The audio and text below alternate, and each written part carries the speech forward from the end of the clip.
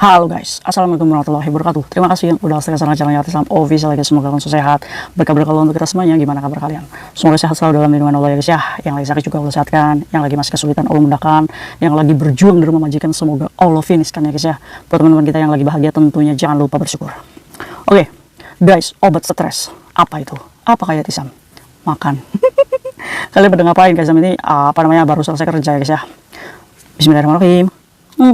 Guys, kenapa makannya banana terus? Ini adalah banana adalah makanan nenek moyang kita. Yang bui. Ya guys, kalau kalian nggak punya uang beli apple ya atau beli jeruk barangkali mahal ya, beli banana aja.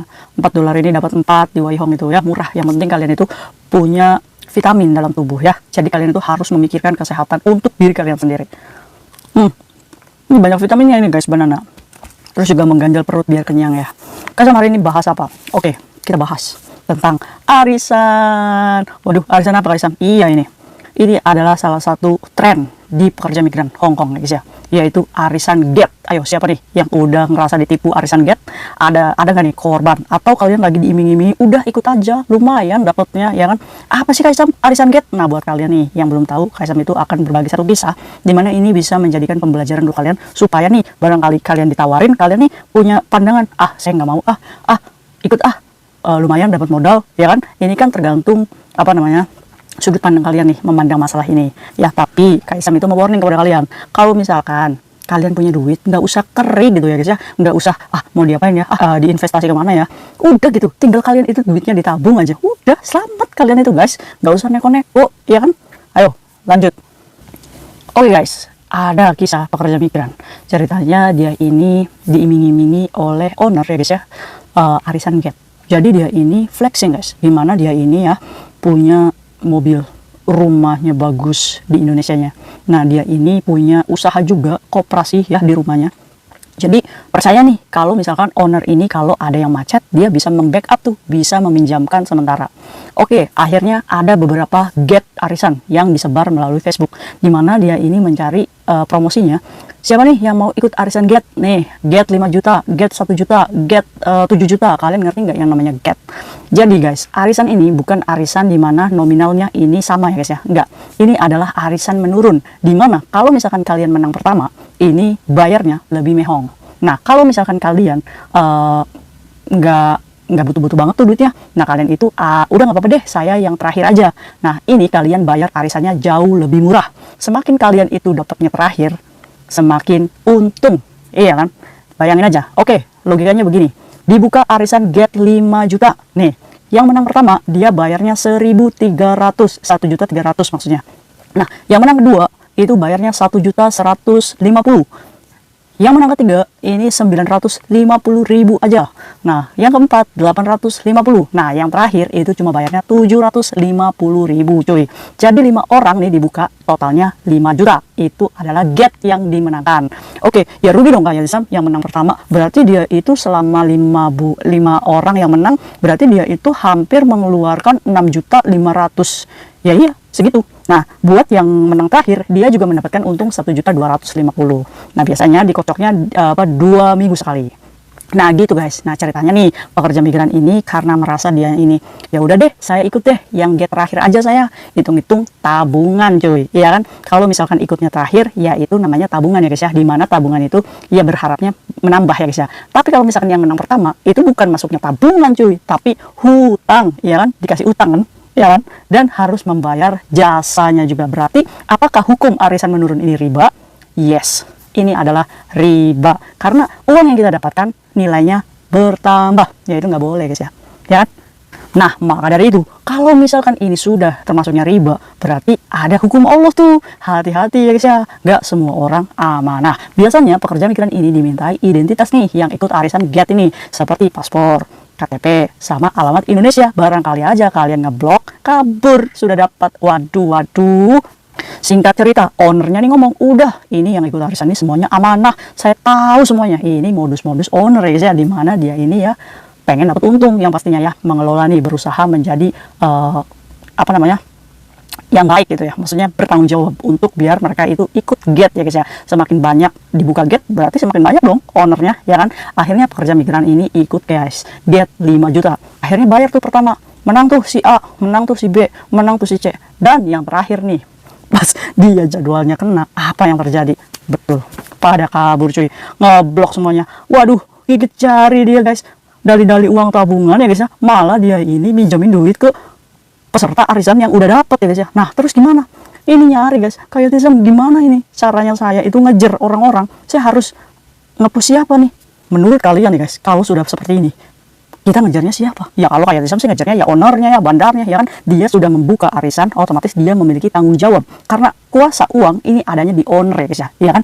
Nah, jadi kalian tahu kan apa yang dinamakan arisan turunan ya guys ya, atau gate ini. Jadi sebuah sistem di mana dia ini menyetorkan beberapa uang dengan anggota yang menyetorkan uang secara berbeda. Yaitu tadi, kalau menangnya pertama dia itu mahal gitu setornya. Kalau misalkan yang terakhir ini lebih murah ya guys ya. Nah, kasusnya yang lagi kayak sama hadapi ini adalah pekerja migran yang dapatnya terakhir, orangnya pada kabur cuy, bandarnya nyerah. Yang tadi itu, yang flexing itu, yang punya mobil ya, yang punya sawah ya guys ya, ternyata dia tidak bisa bertanggung jawab, malah di-read aja guys chatnya. Lah terus gimana kayak Tisam? No iya, nyarinya di mana coba ya kan, masa kita gedung-gedung majikannya, kan namanya owner ya guys ya, enak sendiri aja dia menerima datanya anggota, tapi si ownernya ini nggak memberikan identitasnya ya kan, hanya sebuah foto aja. Ya patut menduga dong kalau kayak gini berarti owner ini belum tentu apa yang dia flexing kan itu adalah milik hak pribadi. Ya kita bisa tahu, kita bisa duga-duga aja, mungkin aja ownernya rumahnya juga masih belum bagus ya kan, cuma ini biar kalian itu tertarik, jadi seolah-olah saya ini punya bisnis gitu kan. Aduh ini nih yang bahaya guys.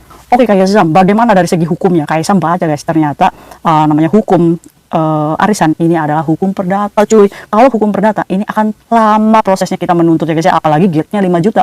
Buang waktu banget gak sih Kak untuk kita mengajukan ke pengadilan untuk menuntut nih si A, si B, si C, si D yang sudah menerima uang kita. Ya kan? Ini kan pasti akan ya susah banget ya, masa iya saya harus ke pengadilan, dan itu diprosesnya harus di Indonesia cuy, bukan di Hong Kong, karena Hong Kong itu tidak menerima semua bentuk hukum perdata hutang piutang atau arisan kayak gini. Masa iya kita ujuk-ujuk ke kantor polisi, Pak saya mau lapor nih Pak, teman saya bawa uang saya, ya kan nggak mungkin cuy, iya kan. Nah ini yang menjadi dilema, kenapa kayak saya itu bikin video ini supaya kalian itu berpikir ulang. Bayangkan, tempatkan kalian posisinya kalau kalian menjadi pekerja migran yang lagi nangis uangnya itu dibawa mereka, dan ownernya itu tidak bertanggung jawab cuy. Nah, tadi itu kan hukum perdata untuk orang yang menerima duitnya ya guys ya. Nah, jadi harus diproseskan ke pengadilan Indonesia untuk menuntut si A ini yang sudah mendapatkan uangnya. Nah, bagaimana dengan ownernya kayak Tisam? Apakah bisa itu disebut kita bisa laporkan sebagai penggelapan? Nah, buat ownernya nih, Kaisang kasih tahu kalian, jangan main-main. Karena apa? Karena sebagai owner, sebagai penanggung jawab, sebagai pemilik kuasa atas sebuahnya ini keuangan ya guys ya, uang. Apalagi ini milik hak orang lain ya, di bawah kuasa owner, ini bisa dituntut sebagai penggelapan dana cuy. 372, iya bener, penggelapan. Ini penjaranya 4 tahun cuy. Makanya buat kalian ya guys ya, kalau misalkan sekiranya kalian itu tidak bisa bertanggung jawab sebagai owner atau sebagai pemimpin gate atau sebagai pemimpin arisan, gak usah sok-sokan cari tambahan uang dengan mengorbankan orang lain gitu, iya kan? Nah kalau misalkan sudah pada kabur seperti ini, gimana coba? Yang namanya owner itu harus memiliki modal sampingan, dimana kalau misalkan anak ini nggak bayar, owner lah yang bertanggung jawab supaya peserta lain itu tetap mendapatkan haknya. Itu baru yang namanya owner ya guys ya. Nah owner yang ada di Hong Kong ini tetap aja guys, modus semuanya, toxic semuanya, sok aja ya kan. Ini oknum ya guys ya, yang menyelewengkan uang arisan kayak gini. Ya Kaisam itu nggak jamin ya, bahkan mungkin berapa persen gitu owner di luar yang bertanggung jawab. Nah mungkin owner-owner yang bertanggung jawab di luar ya Kaisam itu nggak nyenggol kalian ya, cuma Kaisam itu mengingatkan kepada owner-owner atau pembuka arisan gate yang tidak amanah.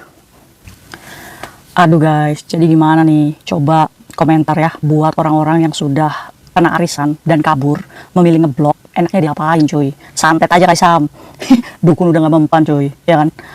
Aduh, Kaisam itu cuma mengingatkan aja nih buat kalian yang sudah memenangkan gate arisan, yang sadar bahwa apa yang kalian sudah nikmati itu adalah masih ada hak orang lain di situ.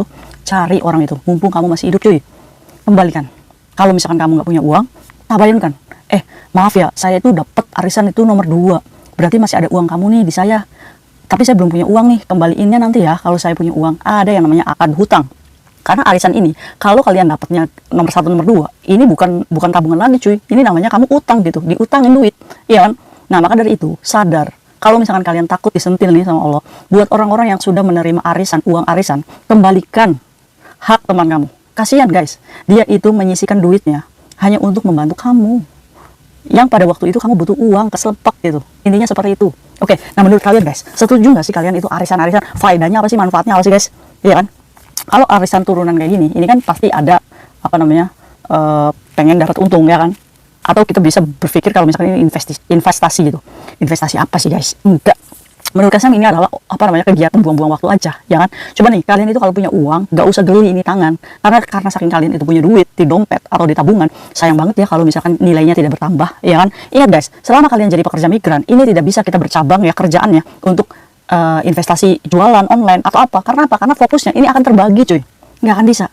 Maka dari itu Kaisam itu pengen mengajarkan kepada teman-teman Kaisam, ayo guys bareng-bareng untuk menjadi orang yang udah biasa aja gitu, belajar mensyukuri ya guys ya.